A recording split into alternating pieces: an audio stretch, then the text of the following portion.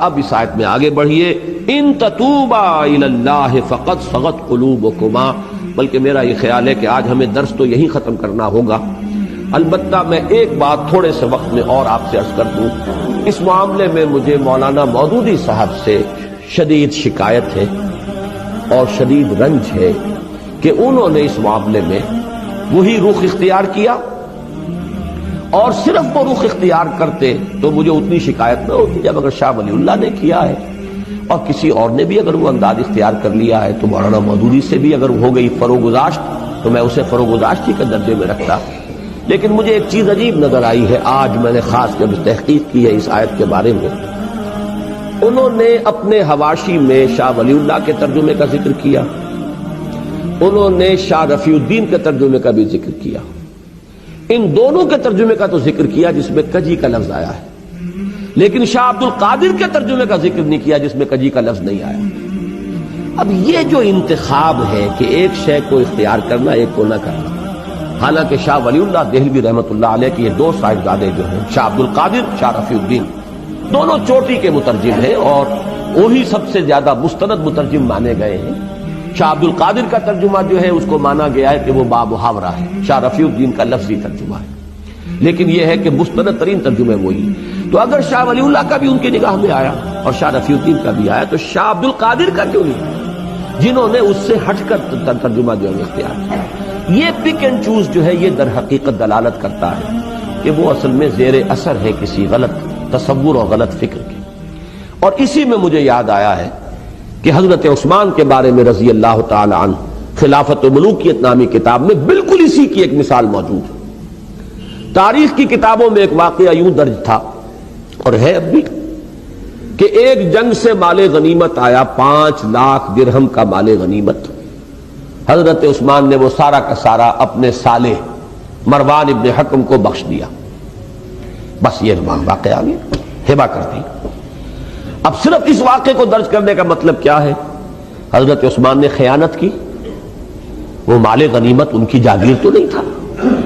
وہ تو مال جو ہے مسلمانوں کا ہے، 1/5 حصہ اس کا بیت المال میں جائے گا، 4/5 حصہ جو ہے وہ غنیمت کا تقسیم ہوگا مجاہدین میں، یا اگر 1/5 حصہ ہی وہ آیا تھا، 4/5 حصہ وہاں تقسیم ہو چکا تھا، یہ 1/5 تھا تو یہ بیت المال کی ملکیت تھا، حضرت عثمان کی ذاتی ملکیت تو نہیں تھا۔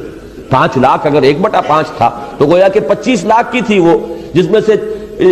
20 لاکھ وہاں تقسیم ہو چکا، 5 لاکھ آیا تو یہ بیت المال کی ملکیت ہے۔ یہ اپنے کسی رشتہ دار کو، اور رشتہ داروں میں بھی جو سالہ ہو، سالار جنگ جو ویسے بھی ایک بدنام رشتہ ہے دنیا میں، آج بھی اس کے ساتھ جو ہے طرح طرح کی نسبتیں ہیں، اس کو بخش دیا تو معلوم ہوا کہ وہ تو گویا کہ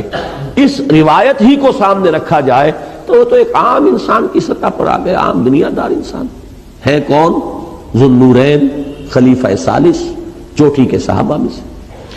اب یہ واقعہ انہوں نے دلیل یہ دے دی کہ صاحب یہ تو کتابوں میں نے کوئی اپنے گھر سے تو نہیں گھڑا ہے، یہ تو تاریخ کی کتابوں میں واقعہ ہے۔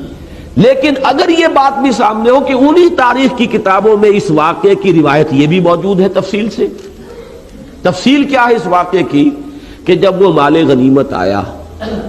وہ مال غنیمت ہوتا تھا اجناس کی صورت میں، چیزوں کی صورت میں، وہ کوئی نقد تو نہیں ہوتا تھا۔ حضرت عثمان نے مجلس شورا سے اجازت لے کر وہ سارا مال 5 لاکھ میں خرید لیا،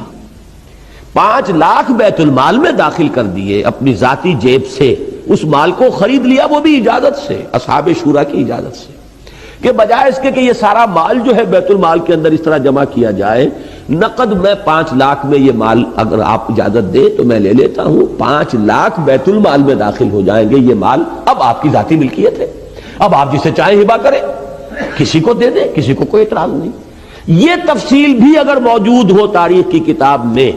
پھر ایک شخص اس واقعے کو جو ہے مجمل بیان کرتا ہے تو معلوم ہوتا ہے کہ یہاں کوئی نہ کوئی نقطہ نظر کی کجی ہے، کوئی ٹیڑھ ہے، کوئی اپنی سوچ کے اندر جو ہے وہ غلطی جو ہے وہ پیدا ہو چکی ہے۔ تو یہ ہے اصل میں وہ بات جس کی مجھے ایک اور جو ثبوت ہے وہ آج ملا ہے کہ اس میں ترجمے جو اس ترجمے کی تائید کرنے والے ہیں کہ دل کج ہو گئے تمہارے، توبہ کرو اللہ کی جناب میں، تمہارے دل ٹیڑھے ہو گئے، راہ حق سے ہٹ گئے، تو وہ ترجمے تو انہوں نے بیان کر دیے، شاہ ولی اللہ کا بھی اور شاہ رفیع الدین کا بھی، لیکن شاہ عبد القادر کا ترجمہ بیان نہیں کر رہے۔ تو یہ میرے نزدیک در حقیقت اس میں جیسا کہ میں نے عرض کیا، میں دوبارہ وہ الفاظ دہرانا نہیں چاہتا، جو ہمارے بعض اکابر کو، مولانا مدنی رحمہ اللہ کو بہت پہلے یہ شک ہو گیا تھا اور انہوں نے اس کا اظہار کیا تھا کہ ان کے مزاج کے اندر صحابہ کرام سے اور بزرگوں سے اور اسلاف سے جو ہے ایک گستاخی کا رجحان پایا جاتا ہے۔ اس وقت تک یہ چیزیں اس طرح کی واضح طور پہ سامنے نہیں آئی تھی، لیکن ہوتے اہل اللہ کے جو کسی چیز کو بھانپ لیتے ہیں، کسی چیز کا اندازہ انہیں کسی کے انداز سے ہو جاتا ہے۔ تو اس قسم کا واقعہ یہ ہے کہ خلافت و ملوکیت تو خیر اس کی بہت ہی بڑی مثال ہے، لیکن ایک مثال مجھے آج ملی ہے اس ترجمے کے اندر کہ سارے ترجمے دلائل کے اندر سابقہ جو ہے انہوں نے کوٹ کر دیے، لیکن یہ کہ شاہ عبد القادر موضح القرآن، یوں سمجھیے کہ اردو زبان کی پہلی تفسیر، پہلے تفسیری حواشی شاہ عبد القادر رحمہ اللہ،